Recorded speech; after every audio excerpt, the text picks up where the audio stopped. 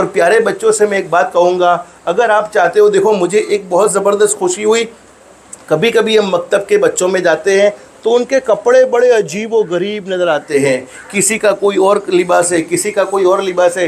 ये छोटी सी मुद्दत में एक मदरसा कायम हुआ और अल्हम्दुलिल्लाह हर बच्चे का एक बेहतरीन लिबास, ये मदरसे की एक अच्छी पहचान है। आज बहुत से माँ बाप कभी कभी मेरे साथ पास आते हैं, मौलाना कहते हैं कि बच्चों का दिमाग चलता नहीं है, कोई अच्छी तावीज़ दे दो कि बच्चा बिल्कुल पावरफुल हो जावे, इसका दिमाग कंप्यूटर बन जावे। मैं आपको सच बात बताऊं, ये जो हम कपड़ा पहनते, कपड़े के असरात, बदन पर जो कपड़ा होता है उसके असरात मुंतकिल होते हैं।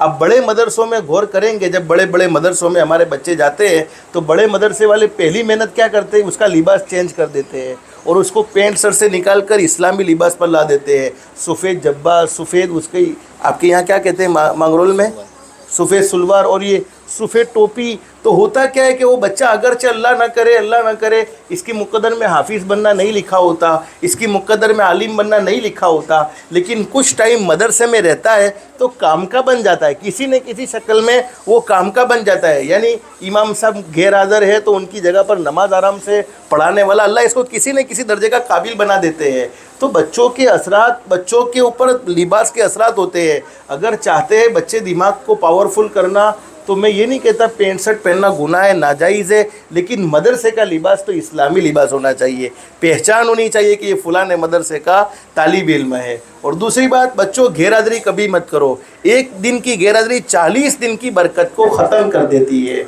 हम मदरसों में पढ़ते थे, उस वक्त ये असातिज़ा हमें कहते थे, वो बात हमें समझ में नहीं आती थी, लेकिन आज पढ़ाने के ज़माने में अच्छी समझ में आती है। जिस उस्ताद के पास 20 बच्चे पढ़ रहे हैं, 40 बच्चे पढ़ रहे हैं, अब 38 बच्चे हाजिर है, 2 बच्चे गैरहाज़िर है, तब भी उस्ताद को बड़ा टेंशन है कि ये 2 बच्चों को मैं कल कैसे समझाऊंगा, इनको कैसे, इनके दिमाग में ये जो बातें मैंने समझाई है वो कैसे इनके दिमाग में फिट करूंगा। तो बच्चों से भी मैं कहूँगा, बच्चों के माँ बाप को भी आप ये पैगाम पहुँचाओ और हो सके तो वाली मीटिंग का एक सिलसिला शुरू करो।